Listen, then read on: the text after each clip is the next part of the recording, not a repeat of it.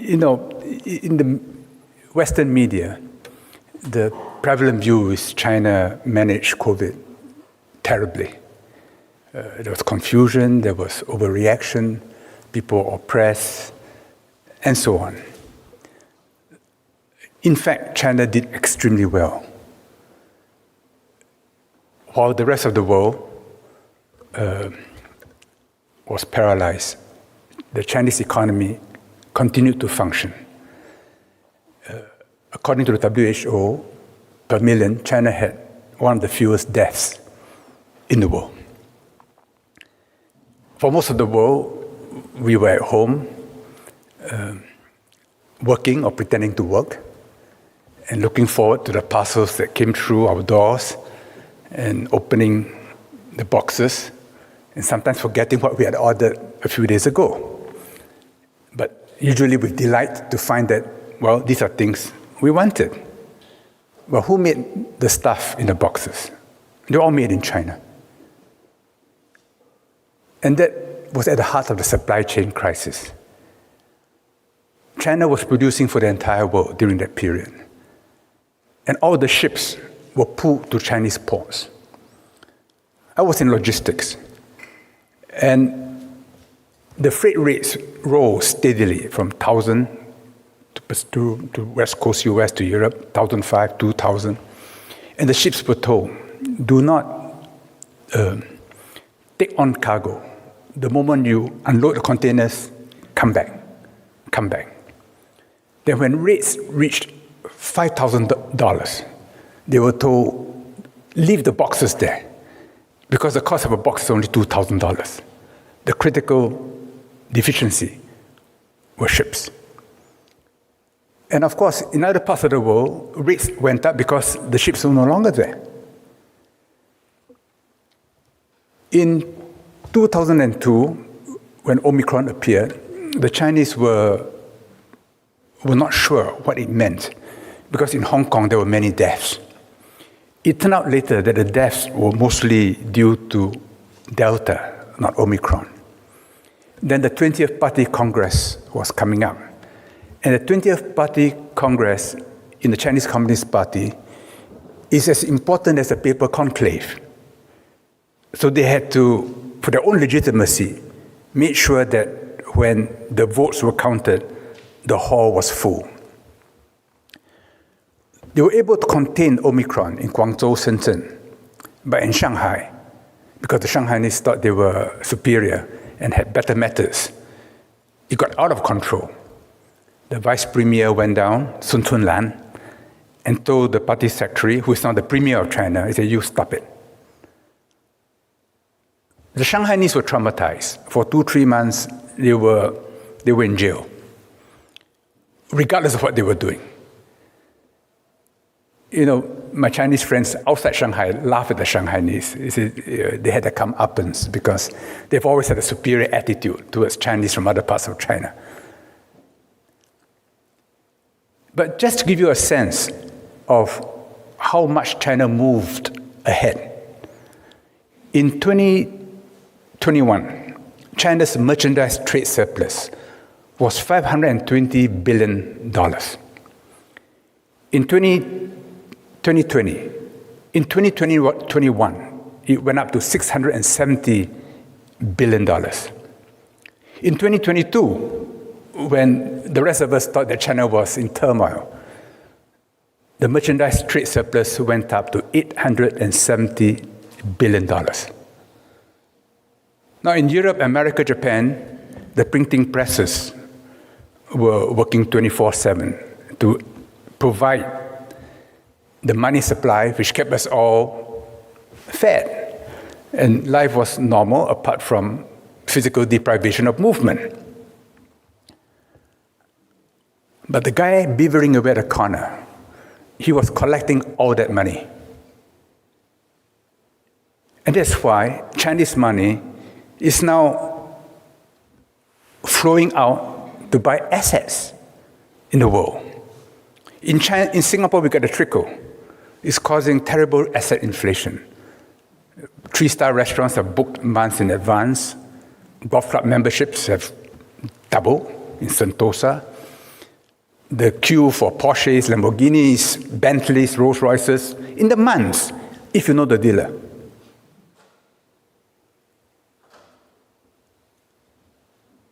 They've always understood pandemics. In their recorded history, there were over 350 pandemics going back to the period of the Warring States. On every pandemic or epidemic, they had detailed records, symptoms, progression, the remedies which were helpful, and so on. And the only assured way of controlling a pandemic is to lock down. Mathematically, you reduce the coefficient to below 1. So the old imperial capitals of Luoyang and Chang'an, which is now Xi'an, they were divided into cells. In an emergency, whether it is a threat of insurrection, an assassination attempt, fugitives to be caught, they would seal the cells. Then cell by cell, they would check. And in the palace itself, in the imperial harem, because the emperor would have many wives and many sons from different wives, it was critical that in the pandemic, they don't lose all the sons. If they lose all the sons, then the dynasty ends. So they have lockdown procedures in the harem. And every dynasty would have to go through 5 to 10 epidemics. There was nothing new to them. So when COVID struck, they knew what was the ultimate solution. Now for Chinese people, they may complain, they may cry blue murder like the Shanghainese did, but in the end they comply because it's socialized into the political culture, into the social instinct. But the foreigners were there, like the Europeans, they couldn't take it. They left. They couldn't take it. Because Chinese culture has its own quality. And it goes back a long time, without a break. When Europe was united under Rome, Republican and Imperial Rome, China was unified. But Chinese unification was based upon a historical, cultural, and philosophical inheritance which went back 2,000 years before that. Whereas when Rome was established, there was no such common philosophical basis in Europe. So you had Roman law. The first dynasty in China ruled by law. They were the legalists. It was so tough, the Chinese people couldn't take it. So after the first emperor established it by will, by force, his son could not carry on. And the next dynasty, the Han dynasty, decided you cannot use legalism to unify such a big country. You needed a moral code of conduct, which the Chinese called Li. And that while I remember reading Joseph Needham, while in China's history there was a bigger corpus of legislation than in European history, in the Chinese tradition, at the top, it is not law. It is not la legge e vigale per tutti. It is at the top. If the law results in an absurd outcome, then propriety takes over. This is Chinese thinking. Yes, never change. And even in Singapore, which is 3/4 Chinese, and we've inherited institutions from the British, people always feel that if you want to help, you can help. You should be flexible if the legal outcome is somehow perverse or not quite right. And the continuity of Chinese culture has created a larger nationality than any other by a long stretch in human history.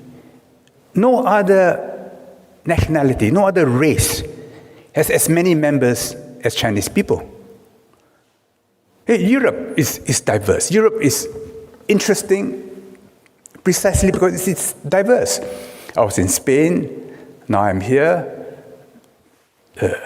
Alex from Finland, I have Norwegian friends, Greek friends, Croatian friends. Europe is a collection of tribal nations.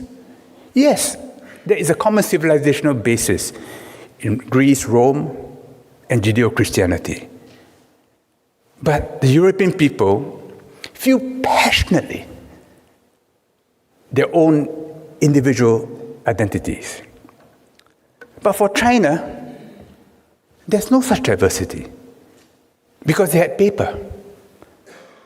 They had paper as a monopoly for over 700 years. Now, paper as a form of storage, as a means to process information, is orders of magnitude greater than parchment or papyrus. So if you compare Han Dynasty records with Roman records, there's no comparison. There's no comparison. And it became the tradition in China that every dynasty will write the history of the previous dynasty. So today in China, there are 23 official dynasties. The last was of the Ming Dynasty, 1368 to 1644. The history of the Qing Dynasty, 1644 to 1911, is today being written. The exercise began in 2003 and was launched by Vice Premier Li Lanqing, whom I knew as Trade Minister. And I remember him telling the scholars, do not rush to conclusion. Do not rush to conclusion. And at that time, they were thinking of 99 volumes, with 5 volumes on the foreign missions operating in China, like the Jesuits, the MEP, and so on. Then it became 250 volumes. I think it's gone beyond that. There's more material on the Qing dynasty than on all the previous dynasties combined. Both internal records, provincial records, and foreign records. So paper enabled the development of an information-intensive society. So they were the first to record Halley's Comet. They recorded flood levels going back over 2,000 years. If you go to Chengdu, Joseph Needham wrote about it, at Duyanjiang.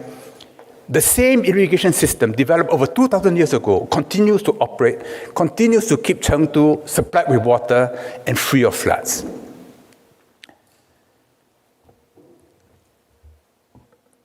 Climate records, grain.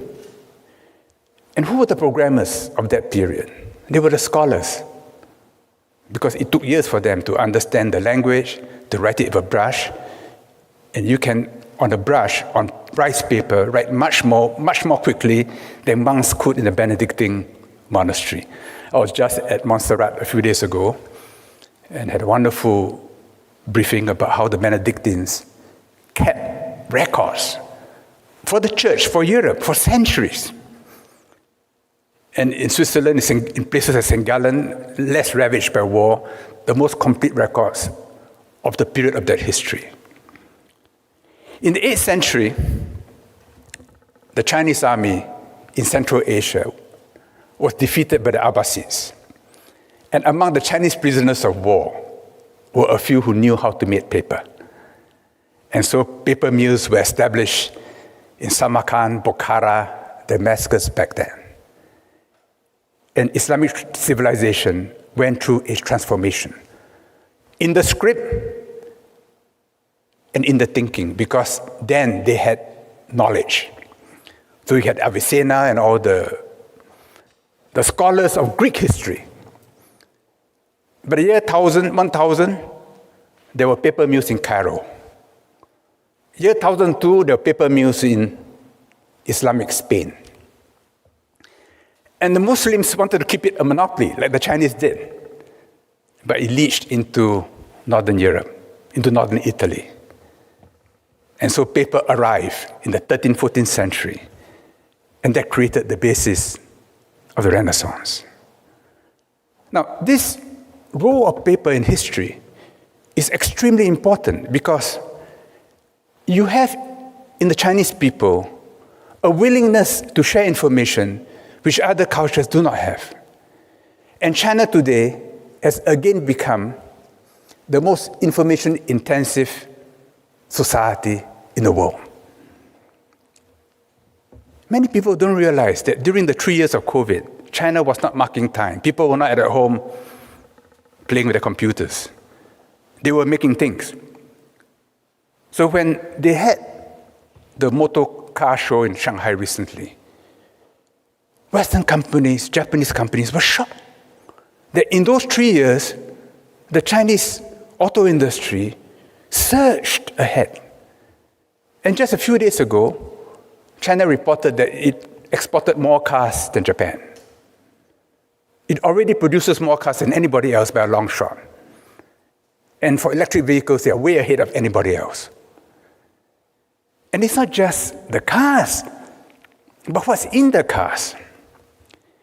No, in the West, because of security concerns and because US intelligence agencies do not want to lose their monopoly of being able to surveil everybody, you ban Huawei, because Huawei could do the same thing. But in so doing, you have denied yourself of 5G. China today has, by the end of this year, we have 3 million base stations for 5G, all the way to the base camp of Mount Everest, which means that the average Chinese has much more bandwidth than the average American or European or Singaporean.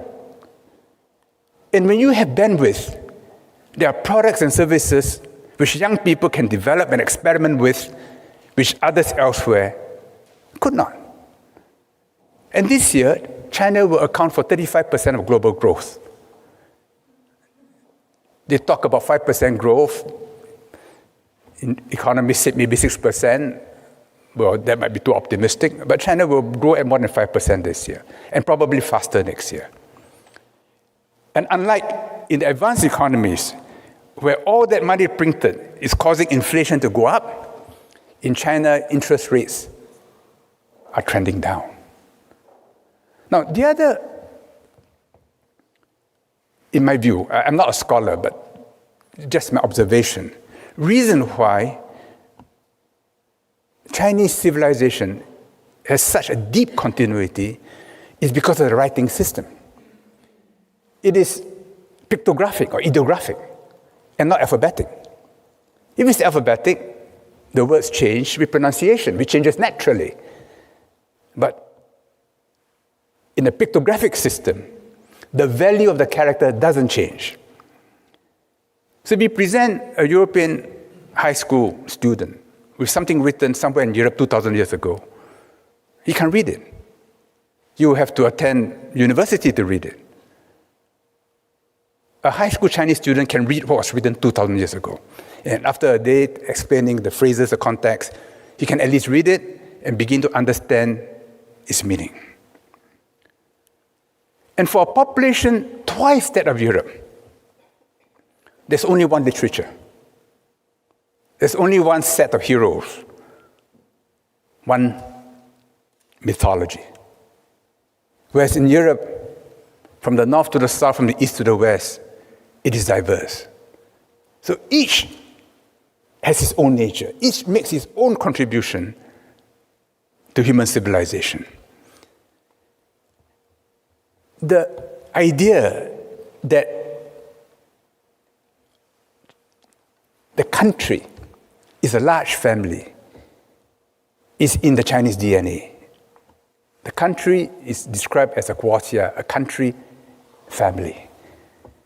And therefore, it needs a pater familias. It requires moral leadership. So in China today, when Xi Jinping or Chinese leaders make speeches, they are boring because they're all moral disquisitions. And you have to make references to the past, to precedents.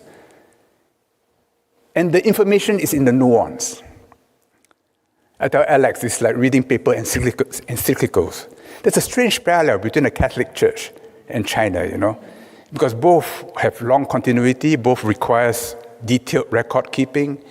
One has a priesthood, the other has a communist priesthood. Both govern on the basis of moral assertions. those who think that China is no longer communist are very badly mistaken because they take their ideological, philosophical underpinnings very seriously. But it is not superficial Marxism or Leninism. It's Marxism-Leninism as interpreted in Chinese history. Now, I talked earlier about the dynastic histories, 23 of them. Mao Zedong read all of them repeatedly, made annotations with his usual scrawl. So you go to a Beijing bookshop, you can find the 23 dynastic histories with Mao Zedong's handwritten scrawls with what they meant and annotations on his annotations. And yet the last dynasty's history is not yet written. Now, I recount all this just to make a point that China is not easily understood. And the Jesuits, when they went in the 16th century, they knew this. My hero, Matteo Ricci, Chinese name Li Matou, he thought he should dress like a monk, only to discover that in China, monks are looked down upon by the scholars. But he had an encyclopedic memory, and probably one of the most brilliant men Europe has ever produced. So he mastered the Chinese classics. He put on the robe of a scholar. He helped the Chinese correct the calendar, maintain the clocks in the palaces, compared notes with them on astronomy.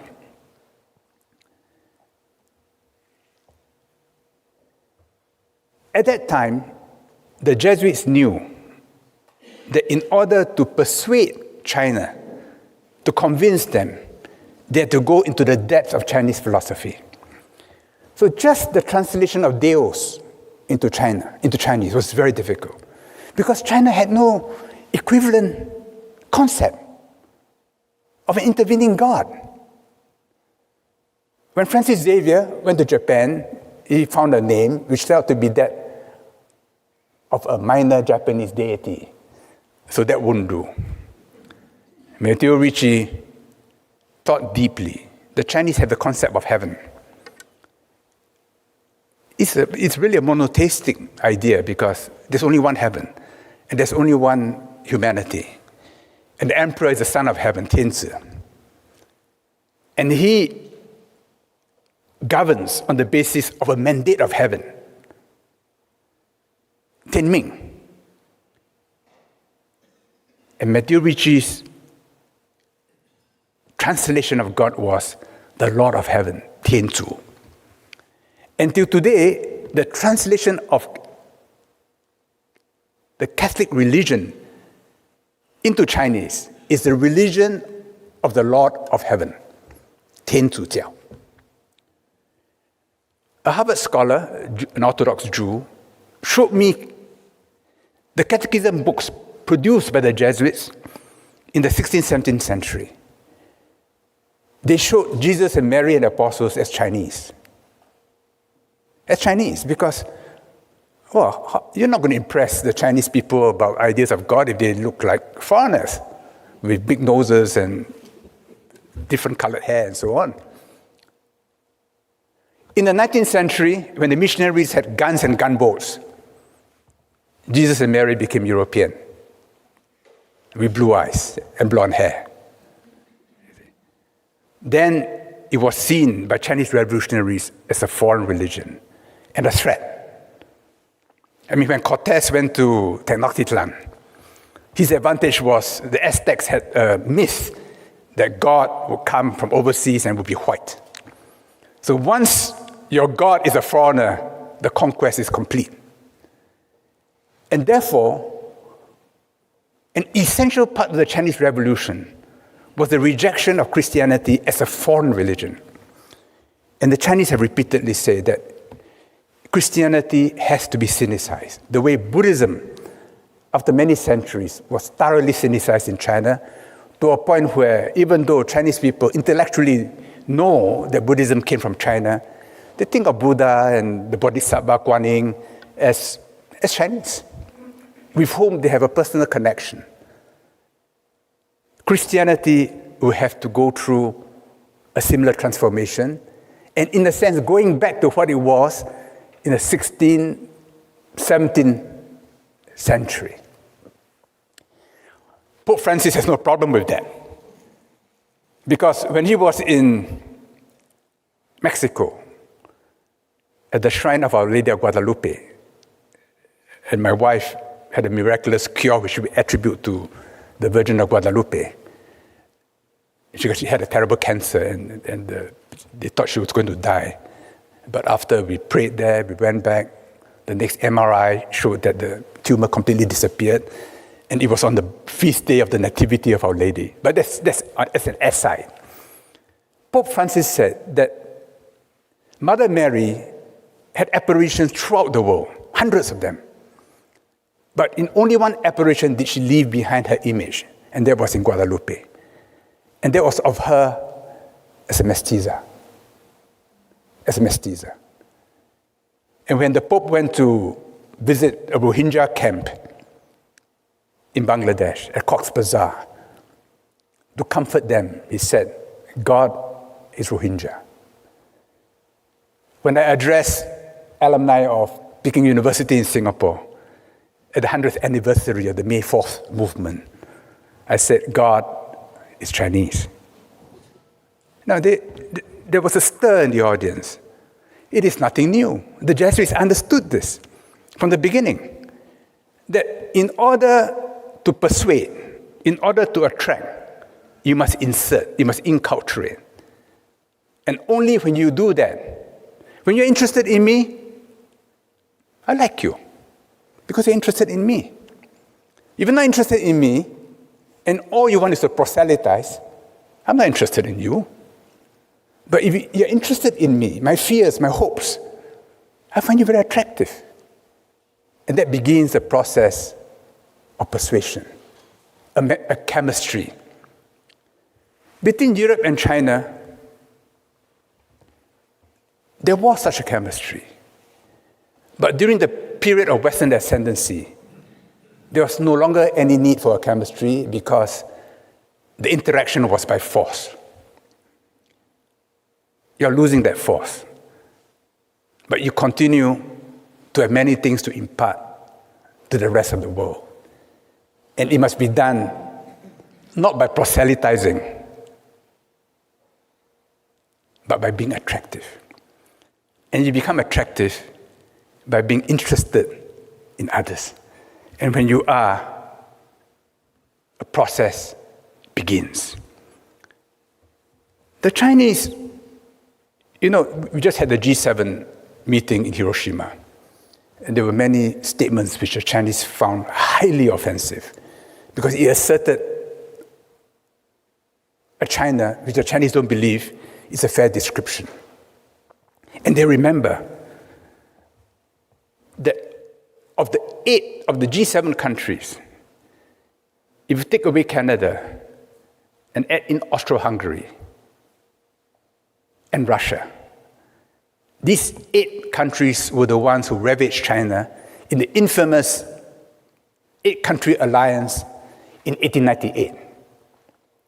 All Chinese people remember that, how they ravaged China and took away artifacts which are still in Western museums. So when the G7 makes these accusations, emotionally, there is a reaction.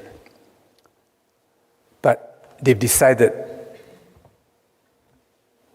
that they are growing and that the China today is not the China of 100 years ago. In 2003, a big group of scholars produced a wonderful series in 12 episodes, each 45 minutes, called The Rise of the Great Powers, 大国崛起. And it began with Henry the Navigator of Portugal, and how this tiny nation, at the end of the world, at the end of the Reconquista, decided to go out, followed by Spain.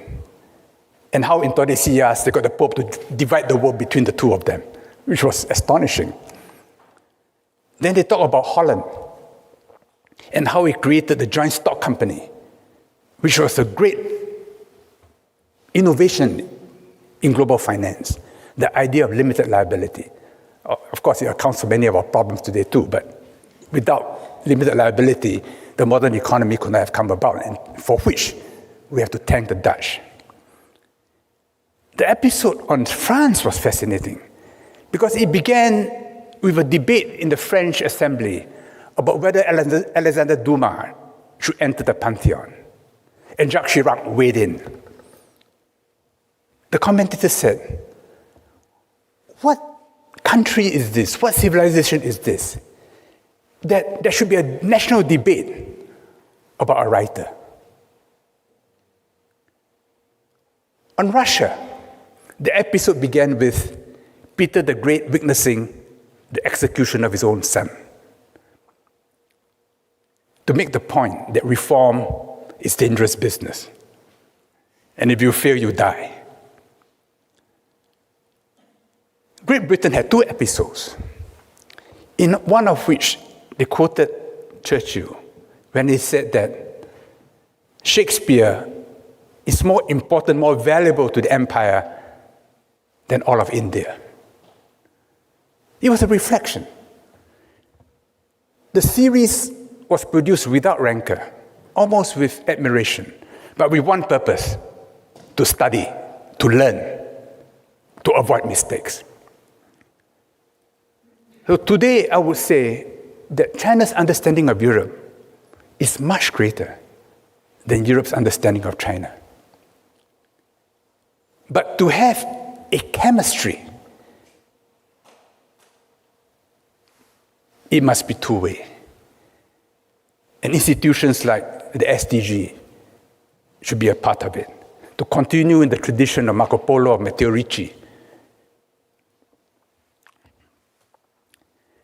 The big question in the world today is a titanic contest between the US and China. The US is a relatively young country. The Chinese think that it's almost infantile because it's only 300 years. It's about the length of one dynasty. And to think that a piece of paper, the US Constitution, can forever define that society, they consider a bit curious. But still, it is big, it is powerful, it is almost frightening. The problem is this. The US believes that China will behave like an imperial power when it becomes big or bigger. Now, China's per capita GDP is about 20% of the US today. Now, it's not inconceivable that the per capita income in China reaches half that of the US, because the Chinese are hardworking people, strong families, high savers, passionate about education. If China achieves half the per capita of the US, China's GDP will be that of the US and the EU combined. Now, if you're in business, we say, oh, yeah, this is very important information, because it means that wherever you are, your biggest market, your biggest threat, your biggest opportunity will be China. And if that's the case, you better make sure that all your key people understand China. If not for offensive purposes, at least for defensive purposes. And it is on the cards. We may be, let's say, by 2050, 2060, 2070, we can be out by 10, 20 years. But without nuclear war, it's unstoppable. So this is the future we're talking about. And by 2050, given demographic trends,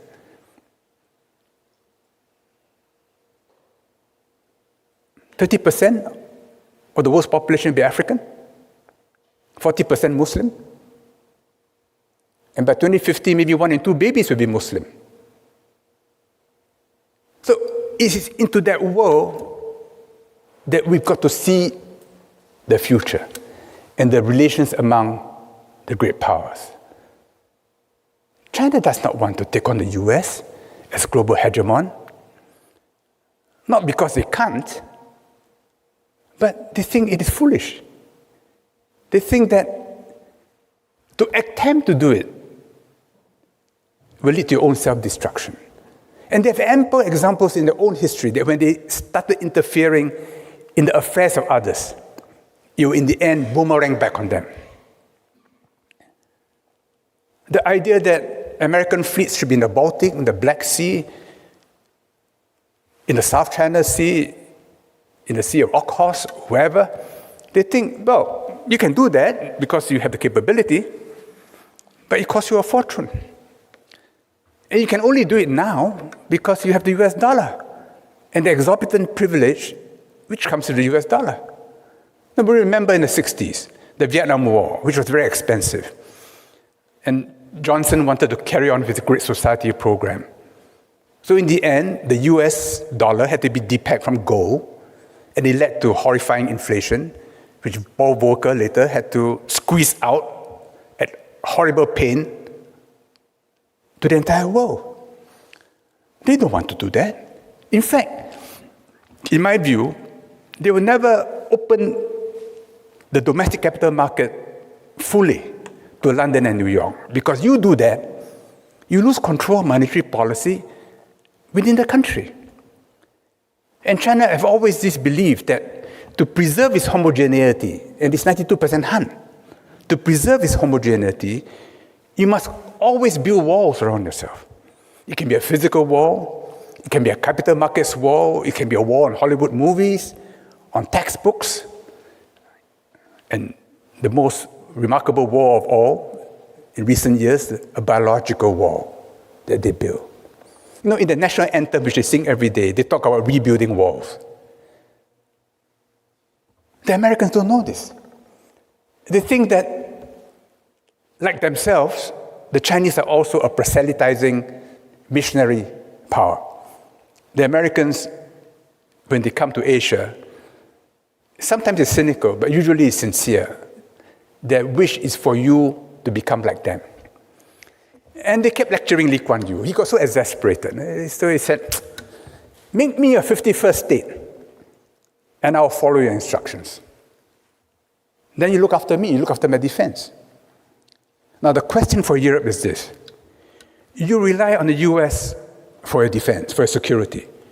NATO, the Transatlantic Alliance. Is the EU, is that the foundation of the EU?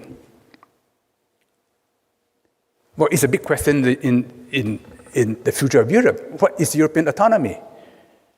It's not 1 or 0, but in which direction do you want to move?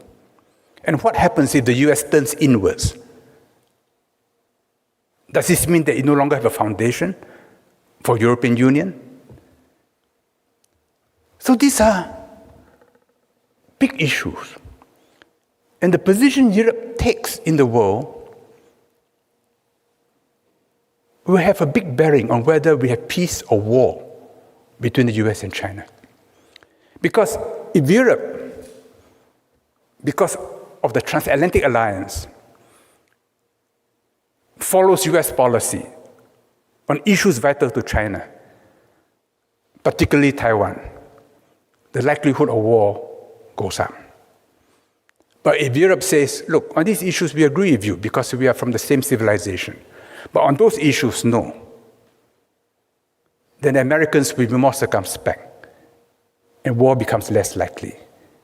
Because it's not triangular. It is bipolar with Europe somewhere at the fulcrum. And it can lean a little more to one side or the other and maintain stability. And if Europe does that, the transition to a multipolar world will be a much smoother one. But to do that, you need knowledge. It cannot be just the result of domestic electoral necessities. It cannot be the whim of political leaders who have no sense of history and little understanding of it. You need scholars, you need think tanks, you need Jesuits. This is very important because on the other side, they have their counterparts. And Taiwan is an issue so lightly played that is alarming to me. How European leaders, European countries say, oh no, we love Taiwanese, we love Taiwan. They know nothing about Taiwan, but they love Taiwan. And they love to visit Taiwan, even though they can't remember the names and the places they visit. They do that in order to support the Americans and to satisfy themselves that they are being tough with China. Because China is too big, we've got to show that we are also strong. But Taiwan is the wrong card to play, because for the Chinese, Taiwan is a matter of historical justice. In the 1943 December, in Cairo, Stalin met Roosevelt, Churchill, and Chiang Kai-shek. And in the Cairo Declaration, they make clear that Taiwan will be returned to China. In Potsdam, after the war ended in Europe, July 1945, it was Truman, and then halfway Churchill was replaced by Attlee because he had lost the elections in the UK, and Stalin. And they reaffirmed the Cairo Declaration in the Potsdam Proclamation. In other words, the status of Taiwan was long settled. During the Civil War in China, the American Navy helped the KMT to occupy islands in the South China Sea, because the US accepted that those islands were part of China. They were occupied by Japan as a part of China. And so we returned to China. But now, because China is a preoccupation, many issues are being revisited, despite the history. But for the Chinese, Taiwan was lost because their fleet was sunk by Japan in 1994. And there was a humiliating peace agreement called the Treaty of Shimonoseki that year, leading to Japan taking over Taiwan and ruling it for 50 years. For China, it is not an issue which is negotiable. And any Chinese leader who takes a different position, however autocratic, will lose the overwhelming support of the Chinese people. Now, other issues you can talk about. You can talk about trade, you can talk about intellectual property, you can talk about chips. I think the Chinese can look after themselves. But on Taiwan, they will go to war. If they believe that the US intends to keep Taiwan separate, independent if possible, forever. The accusation is made that China is about to invade Taiwan, that Xi Jinping wants to do it for his legacy. This will not explain why in 2015 in Singapore, Xi Jinping, 2 years after he became president, met Ma Ying-jeou, the president of Taiwan in Singapore, as an equal. It was never done before. It was unprecedented. And it was done at great risk to himself. They had dinner at the Shangri-La Hotel. I was in the Quark group at the time, so I asked, who paid for the bill?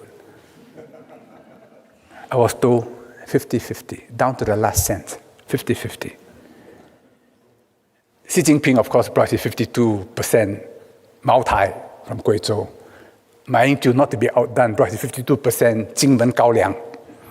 Both very good liquors and very warm words exchanged. Now, Xi Jinping was not doing it for Ma Ying-jeou because Ma Ying-jeou was stepping down. He was doing it for Tsai Ing-wen, whom everybody knew would be the next president. I called on Tsai Ing-wen after she was elected, before she was installed, and she grumbled that the mainland was not forthcoming. I said, but Xi Jinping has just opened a road for you. It's not a superhighway, but it's a pretty good road.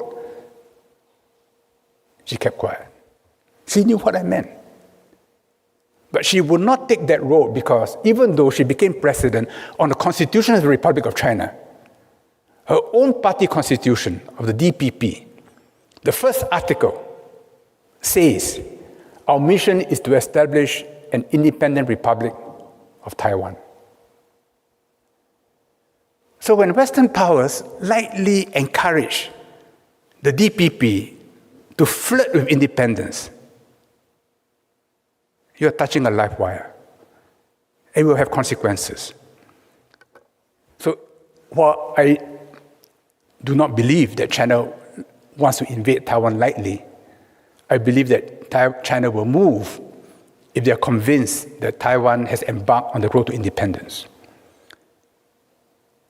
China cannot abjure the use of force, any more than Madrid can abjure the use of force if Catalonia were to declare independence unilaterally.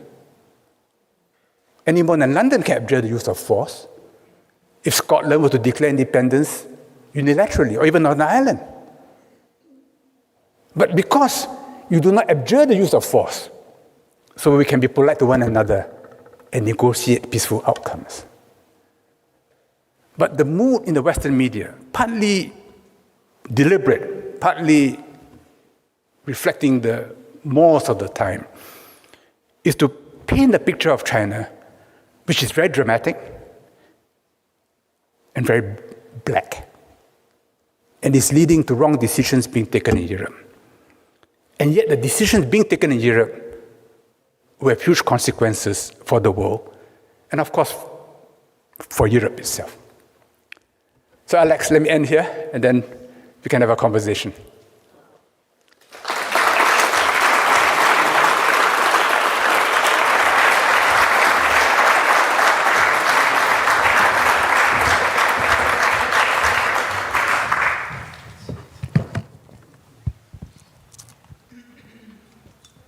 Hello? Yeah? Hi, everybody. So I've got the very big pleasure of moderating the discussion this afternoon. We have about 20 minutes, half an hour. So when, if the microphone will be brought to you, if you could just stand up and briefly introduce yourself before you ask your questions, and we will take things from there. So hands, please, if you have a question. Mahmoud.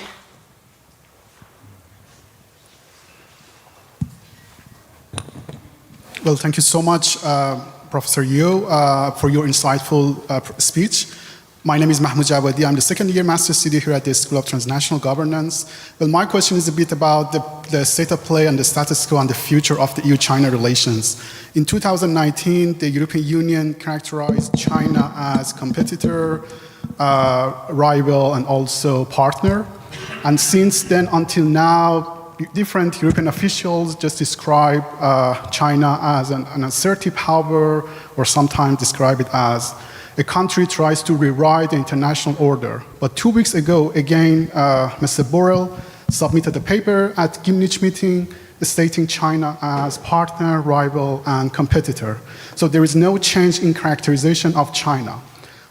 So my question is that how accurate that characterization and that vision? And if you think that it is not really accurate, what would be your prescription in order just to characterize China for Europe? Thank you. For a number of centuries, the West has been used to being dominant in the world. I talk about Jesus Christ from being Chinese to being European. An equivalent process must now take place to bring us to a better balance point. It will take time. That the Americans, from helping China rise again, now fear China's rise, is to be expected. That there should be a Western response, should also be expected. China will not escalate because it knows it's getting stronger, and philosophically has a deep sense of itself. But at the same time, they cannot afford to show weakness. And just by being firm and being independent, the Chinese are giving hope to others. They too can stand firm and be independent, even though they are weaker. And this will help crystallize a multipolar world. But this is not a process which the Americans can take lightly, and not even a process which the entire West will take lightly. So we are in the period of a great transition, but it will come about. And to some extent, the global economic situation and the Ukraine war will help precipitate gradually this future.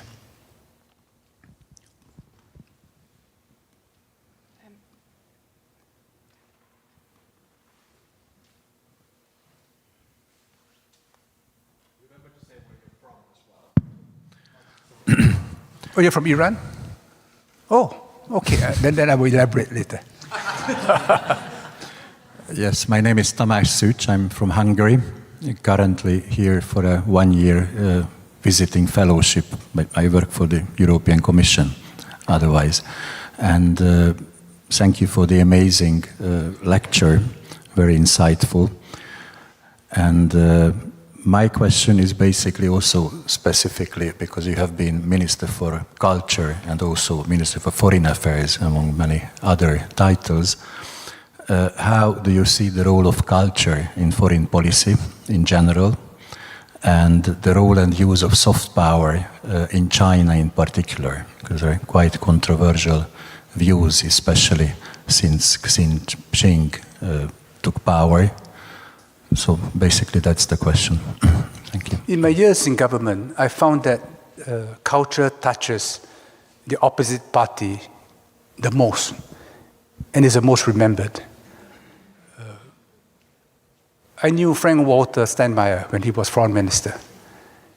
And what we most remember is a little project when I had a piece of the Berlin Wall in my constituency. And I asked Helmut Kohl, whom I was a minister in attendance to in 1994, and at that time was already a recluse. I asked for a message from him through Horst Stelschig, and he gave me that message. I don't think Steinmeier remembers me for anything else. In my relationship with India, I was for 10 years involved in the revival of an ancient Buddhist university called Nalanda, which was recorded in great detail by a Chinese monk in the 7th century, but which history was long forgotten. It was the world's first university. It was destroyed by Afghan invaders after Oxford was established, but before Cambridge. And in India, they did not know the history. But in China, that history is immortalized in the journey to the West and the story of the monkey god. Never lost. In the 19th century, the British archaeologist Alexander Cunningham, who started the Archaeological Survey of India, a great institution, he read a translation of what the monk wrote in the 7th century, and he was astonished by its accuracy. And after that grew in India a group of Buddha Sahibs, they call them, who were archaeologists working off Chinese records of India. So the Indians remember me and gave me a very high award for this university project. And with the Russians, I'm still helping them establish their church in Singapore. And the Russian Foreign Ministry remembers me not for my work in the Trade Ministry or Foreign Ministry, but for my work in helping them establish a church in Singapore. So culture touches people the most deeply. They'll forget everything else, but they never forget how you treated them in their identity.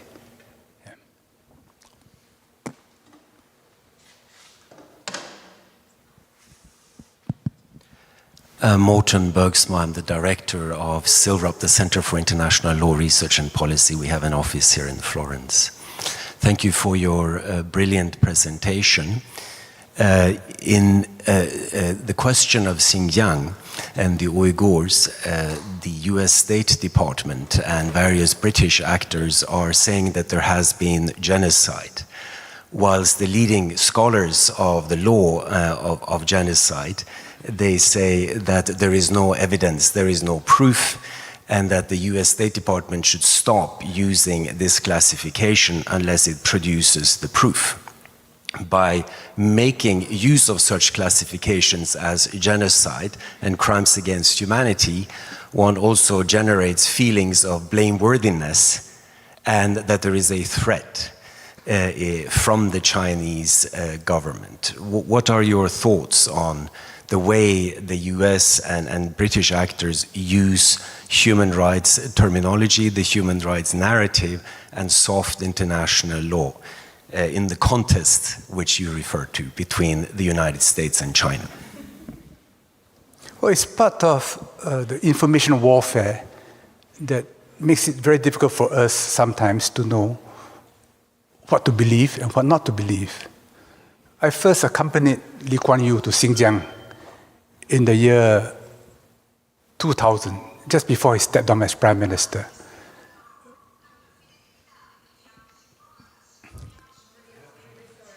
It's okay. That's not Xinjiang.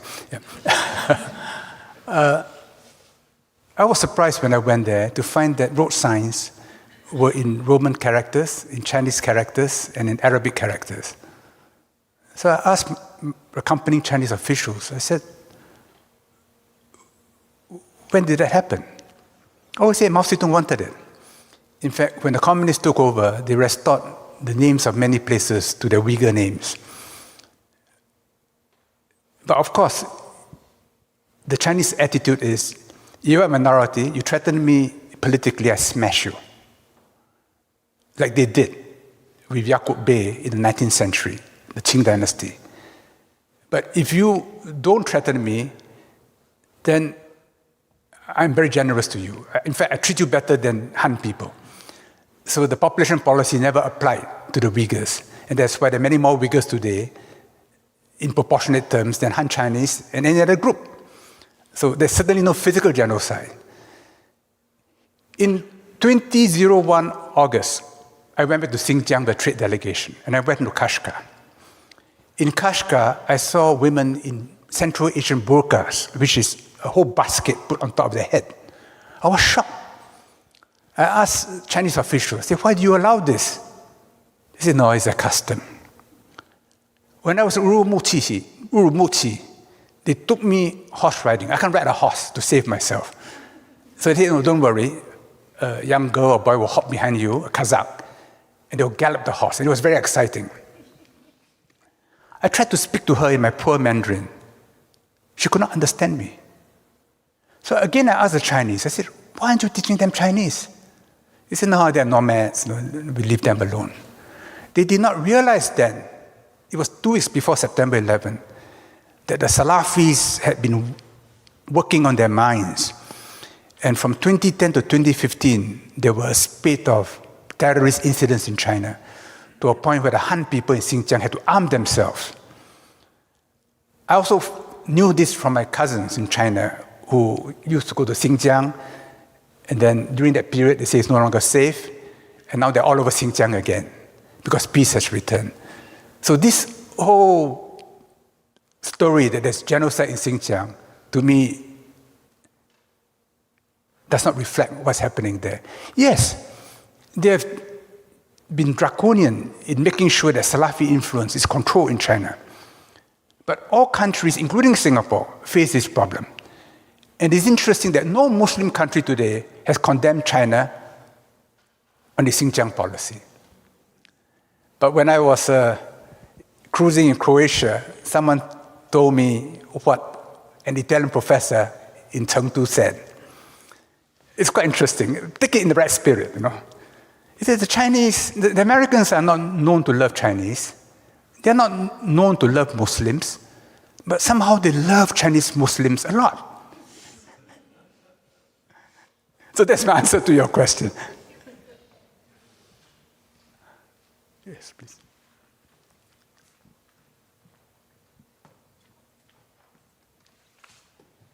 Thank you very much. I'm Sonja Punkscher-Riekmann, a member of the External Advisory Board and of the Austrian Academy of Sciences.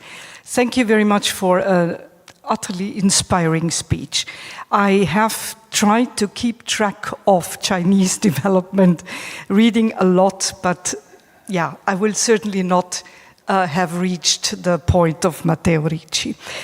I have a question which is a politico-philosophical question. How would you estimate the Chinese capacity to deal with discontinuities and to integrate that into the Taiwanese question? Perhaps you will now tell me that I don't understand anything of Taiwan, and I would take that. But it is a democratic state. Is that not the case, in your opinion? And if so, how would, in a Chinese reading, to be dealt with this democratic development as a different one as China has experienced, in order to perhaps assess the whole question of independence in a different way? Is that at all feasible, thinkable, etc.? We had a similar development with Hong Kong, hadn't we? Where there was this solution of one country, two systems. And, well, I don't think that China really lived up to that. But, yeah, perhaps you see this differently. Thank you. China never accepted the Treaty of Nanjing, which ceded Hong Kong in perpetuity to the British as being a valid treaty. They never accepted that. The issue was not put to the test because a large part of Hong Kong on the mainland side was leased to Britain for 99 years. And even by British law, that land had to be returned. And when that land is returned, Hong Kong is no longer viable. In 1982, Margaret Thatcher visited Deng Xiaoping and mooted the idea of another 50 years of British rule. She was badly advised. Deng Xiaoping, with great accuracy, spat into a spittoon, you know. And Margaret Thatcher was so rattled when she left the Great Hall of the People, she tripped on the steps. And they knew that that's not negotiable. So in 1984, they had the Joint Declaration. Now, the Joint Declaration is asserted by the British as a treaty which bound China post-1997. China never accepted that. The Joint Declaration is called a Joint Declaration because you make your declaration, I make my declaration, we put it out together in order to facilitate a smooth handover on June 30th, 1997. It was not the treaty. If it was the treaty like the Treaty of Nanjing, it would have been called a treaty. So the Chinese are saying, once we have a smooth handover, sovereignty has returned to China. But China in this declaration said that it will promulgate a basic law, which it legislated in consultation with Hong Kong people, under which one country, two systems would last for 50 years. In that basic law, a national security law in Hong Kong must be enacted. So for 20 over years, it was never enacted, which means that in terms of performance, Hong Kong failed to keep up its side of the bargain. So the mainland then imposed national security law on Hong Kong, but still requires Hong Kong to make subsidiary legislation. And that's right now being done. I lived in Hong Kong during that period, and my wife and I no longer felt safe.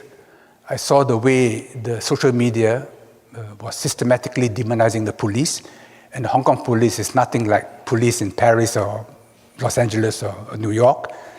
And they were extremely well behaved, but they were made to look as if they all had horns and tails, which was utterly not the case. But there was a game being played. Cui bono? Who benefited from the Hong Kong unrest? It led to the re-election of Tsai Ing-wen, because all the pundits said that she would lose to Han Kuo-yu. Yeah. But because of what happened in Hong Kong, the whole table turned. So I have a very interpretation of Hong Kong, and it's based upon my own experience living there and the sort of things which were happening. That when they stormed the legislature, I think it was Nancy Pelosi who said, "Oh, what a glorious sight," until January 6th happened. Then it didn't look so glorious after that. So the double standards were so thick you could cut through it with a knife. Yeah. So on Taiwan, China has told Taiwan, you can keep the army. So long as you accept the idea of one China, you can interpret it the way you want. It means that you're not going independent. And one day when we unite, maybe I'll drop PRC, you drop ROC, and we can call it China. Yeah. So it is an internal affair. It is one of reconciliation. You know, when Annalena Baerbock, the German foreign secretary, foreign minister, visited China recently, State Councillor Wang Yi, who was a former foreign minister, he said something which to me was very moving. He said, we supported German reunification.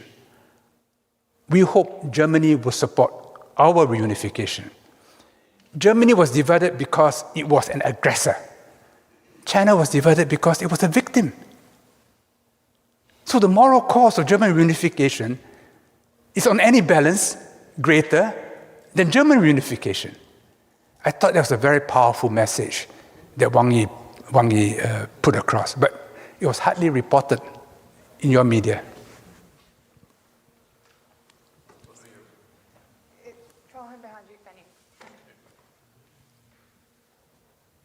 Oh, it's me, is it? Or not? No, I think it's behind.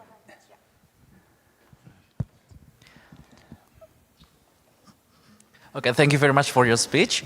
My name is Farhan. I'm from Indonesia, your neighbor.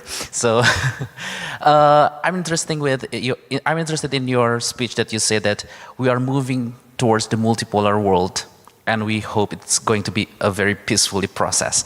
And I'm interested in what's your view about Southeast Asia? Because in my mind, I have like two scenarios for Southeast Asia. Like the first scenario is like Southeast Asia will be like the Latin America for the US when they rise, which means they are going to be the hinterland for China, the backyard for China. Or in more optimistic scenario, I think that Southeast Asia will be the hub for the world, because now Europe, US, they're going to East Asia, then they are finding place to find the common places, Southeast Asia.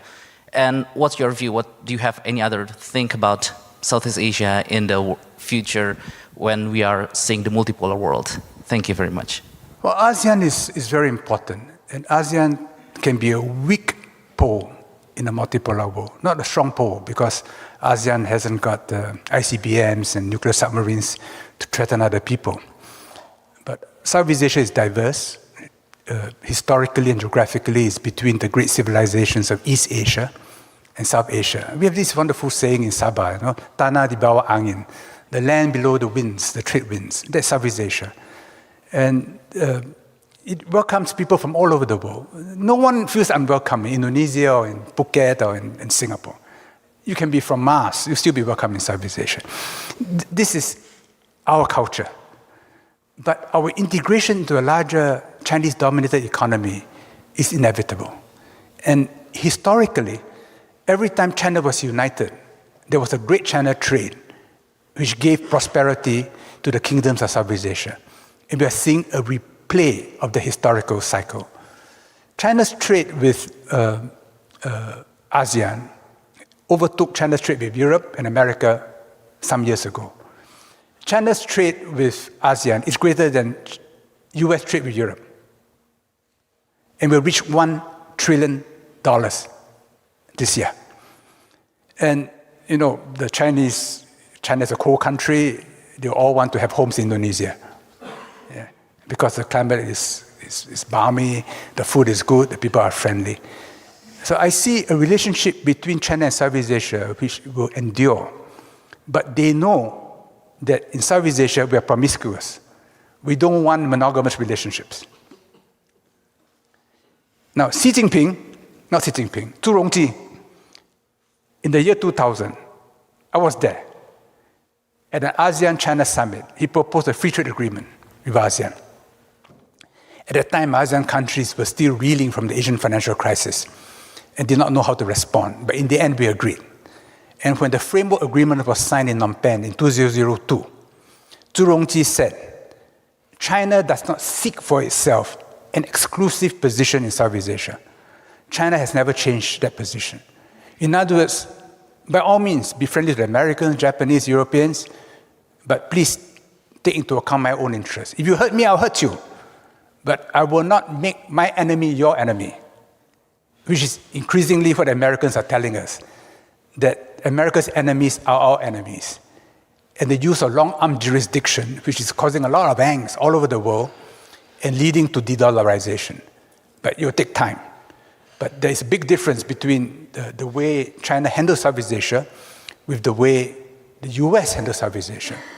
In the case of Europe, because you no longer have a strategic impact on Southeast Asia, you're welcome in every country. So Europe is a free rider in Southeast Asia. In terms of business management, my question to you is, what can the European Union do to improve a real understanding of Confucian culture in terms of business management, and also looking at the future of business management, how can we understand better and implement better the Chinese contribution to business management in terms of yin and yang?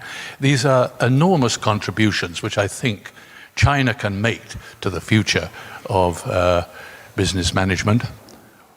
How can the European Union help in promoting a better understanding of culture in this sense?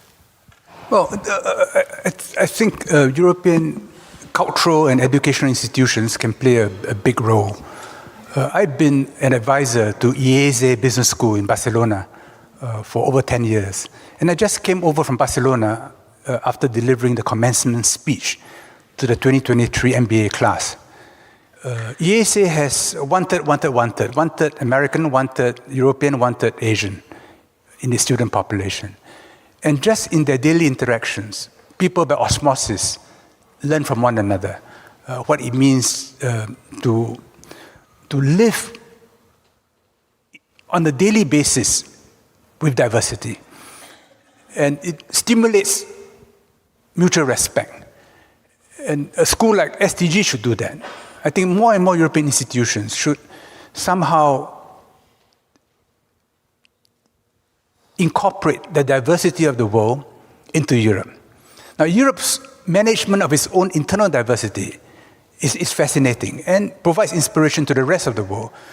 But that internal integration cannot be done without connection to the world outside. And the world outside is diverse. And when we see how diverse the world is, it makes it easier for us to manage our own internal diversity. I did a short posting of my meeting with Alex yesterday in Facebook. And someone asked, what is transnational governance? I said, well, it's mostly about Europe's internal governance. But I added, Europe's internal governance, if it succeeds, is good for the world. If within Europe you fail, then we will fail in the world. So from that perspective, I wrote, we have an equity interest in the success of the European experiment. But you should not conduct this experiment without reference to the world outside. Okay, I think we have time for a couple more questions only, and there's approximately 1 million hands. Michele, I saw you first. Hello, thank you. I'm Michele Giovanardi from Italy, and I'm here project associate at the School of Transnational Governance. So my question is, again, you touched upon Taiwan and how this is not an expression of an imperialist kind of way of seeing the world, but a way of seeing a just order in the world. But of course, in international politics, different states can have different kind of idea about a just world order. And what can be seen as something just can also be seen as something imperialist or expansionist. So I think the key here is to really succeed in what you say, to build trust between the parties, to convince them what you're saying is in fact something not another step in power politics, but something about the just world order. So about trust, what are the concrete steps that we can envision to build trust between Europe and China?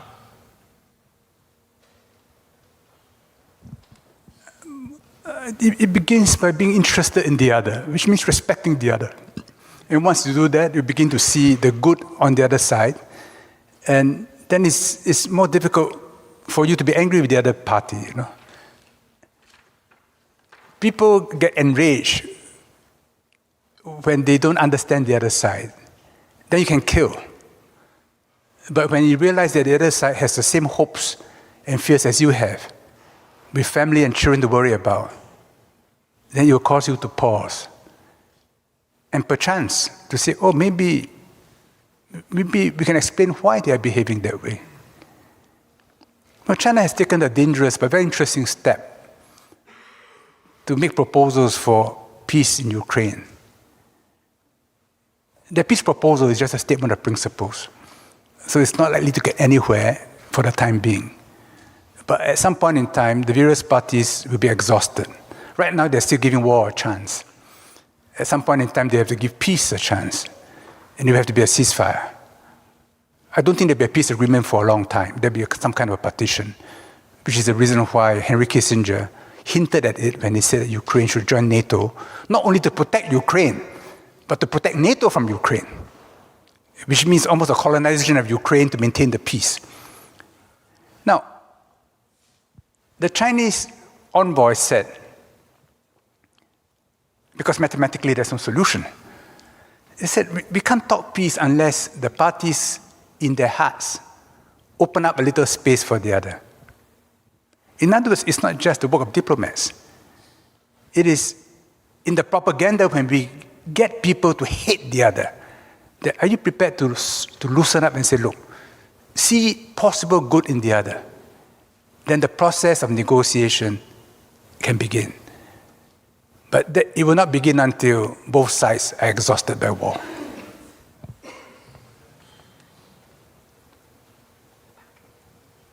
Right to the back.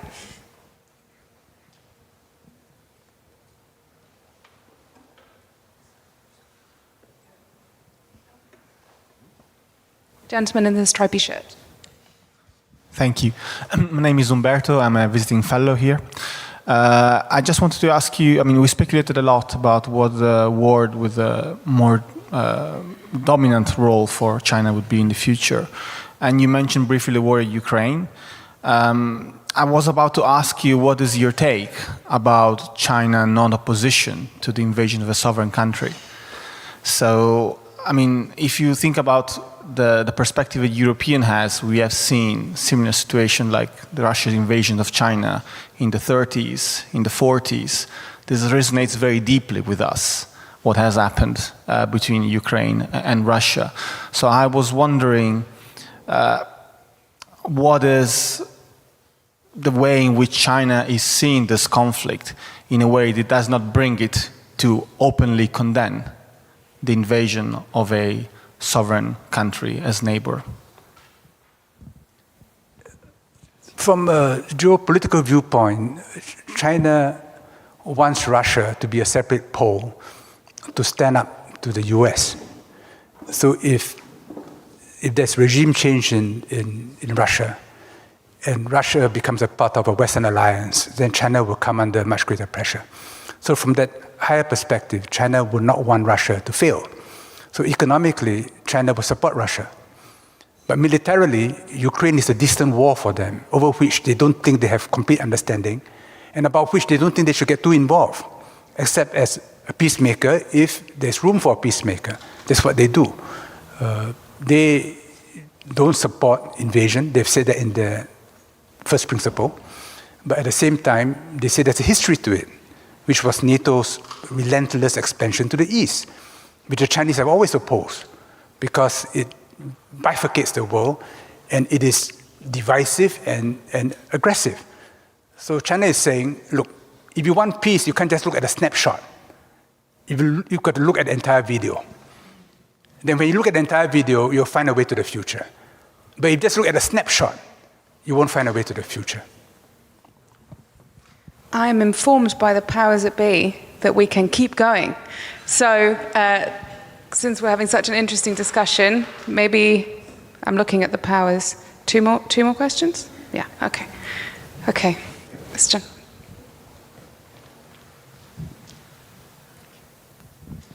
Hi, my name is Gao Hen Zhang, and I'm a Jean Monnet residential fellow this year at the UI, but normally I am an associate professor of Italian studies at the University of British Columbia in Vancouver. And I was born and raised in Hangzhou in the PRC, but I've been living in the States and Canada for a while. So my question touches upon China and Europe's engagement in Africa and how that engagement can potentially shape the future between these two geopolitical entities. I think in the discussion so far we have touched upon their relationship in the Pacific Rim and Eurasia just right now. So I'd like to consult your take on their engagement in Africa. And we know the context is that Europe taken as a whole is the top investor in Africa, and China is making strides. And the media, the Western media at least, has been covering a lot on their conflicts, but sometimes collaborations as well. So that's my question. Thank you. In my script, I covered Africa and the Middle East, but I didn't have time just now. To me, Europe and China share common interests in the Middle East, which is to help the Africans develop. Because of the color revolutions, migration from Europe has been growing. It's becoming a big problem for Europe, for Italy, for France, for many countries. So there is every interest for Europe to help Africa develop, to stabilize Africa. But Africa will not be stabilized in your own image. Africa will be stabilized, can only be stabilized if you take into account its tribal character. If you ignore the tribal character of Africa, democracy will fail. Just as if you ignore the tribal history of Europe, you will fail in Europe. So China today is building much of Africa's infrastructure. And they're doing it in their own self-interest to extract minerals, trade, but also to win goodwill, because it's 54 votes in the UN, and these votes are important to China. So I'm an advisor to a Chinese company that's become Singaporean, investing in a very big iron ore mine in a West African country, for which they have to build a 600-kilometer railroad.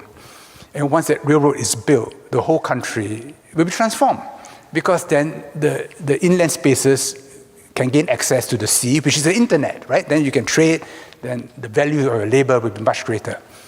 So by right, Europe and China should work together to help Africa develop. So I was very troubled to read President Ursula von der Leyen recently saying that Europe helping Africa should be in competition with China. She suggested that.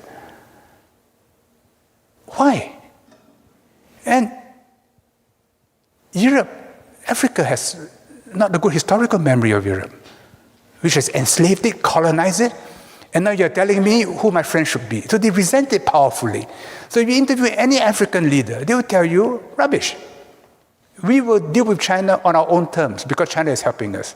And there's none of the historical baggage. So Europe should be working with China in Africa and in the entire Middle East. Now the Americans have a different agenda. For them, it's just big power contest. And here in Middle East and on Africa, I think the American and European agendas diverge. And Europe should seek greater autonomy and be more circumspect in its own self-interest in working with China. Last question. Thank you, sir, for your insightful presentation. And I'm Kun Hao Yang. I come from China. I'm now a PhD researcher at the Department of Law at UI. So my question is about the... Sorry? At UI. At UI, yeah, I'm sorry. So my question is about, from the Chinese perspective, about the Europe's in China's future. So as the EU is adjusting the Chinese strategy and proposing the de-risking strategy rather than the decoupling that the US one, and the EU is trying to make this de-risking to the G7 level, to more like a circle surrounding China. So what do you think from the Chinese perspective? It is a kind of opportunity or challenge, and what kind of reactions may occur from the Chinese side to this risking strategy? Thanks. Many years ago, I was a visiting scholar in Peking University, and when I was there, I was invited by the China's National Defense University, Guofangda, to give a speech about US-China relations from a Singapore perspective. One question was about the deployment of 2,000 Marines, US Marines in Darwin.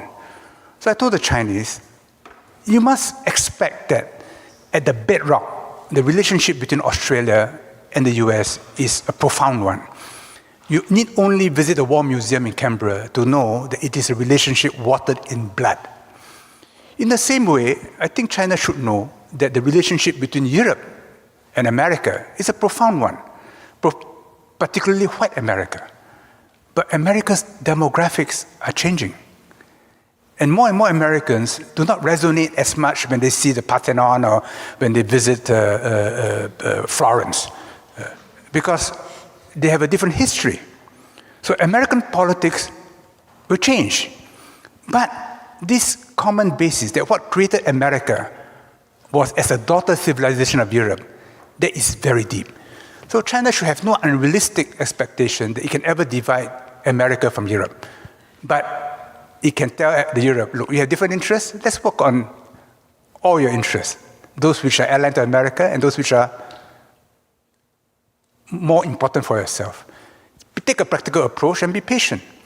So I see China as wanting a strong EU. They will support EU autonomy, even in defense, but they know that will take a very long time. And they support a strong euro because they resent the exorbitant privilege which the US dollar enjoys today, which enables the US to have 800 military bases around the world. Okay, thank you. Well, with that, that wraps up our discussion. Can I ask you first to thank George warmly for his very thought-provoking comments today?